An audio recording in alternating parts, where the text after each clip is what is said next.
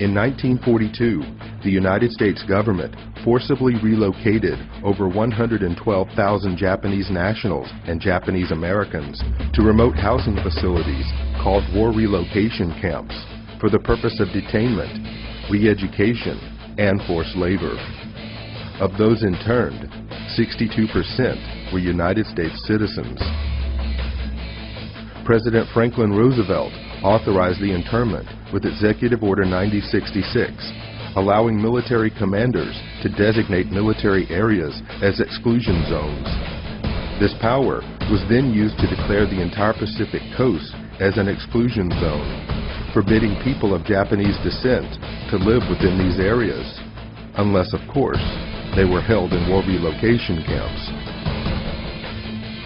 In 1944, the Supreme Court upheld the constitutionality of these exclusion zones, and in 1945, after 2.5 long years of imprisonment, the interns were finally released.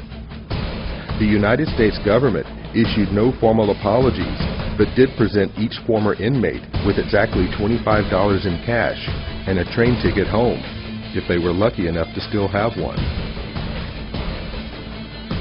43 years later, in 1988, President Ronald Reagan would sign a bill that formally apologized for the internment of Japanese Americans on behalf of the United States government, and finally granted reparations to survivors.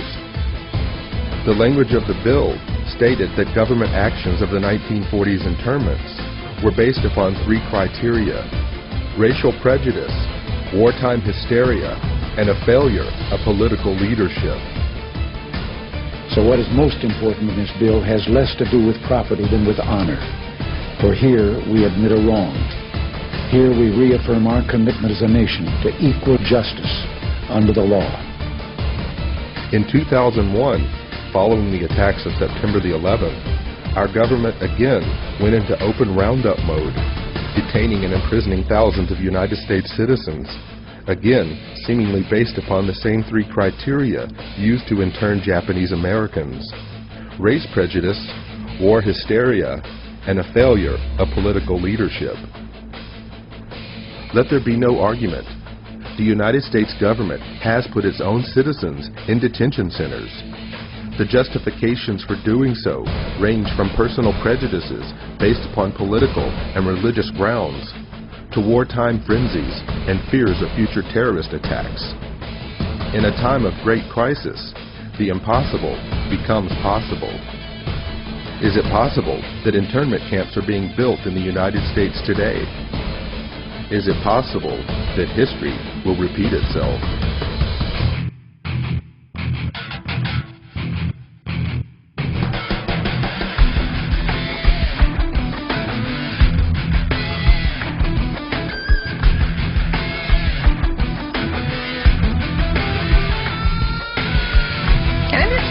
Particularly to hear President Obama claim the power to keep people in prison indefinitely with no charges against them, no conviction, no sentence, just imprisonment.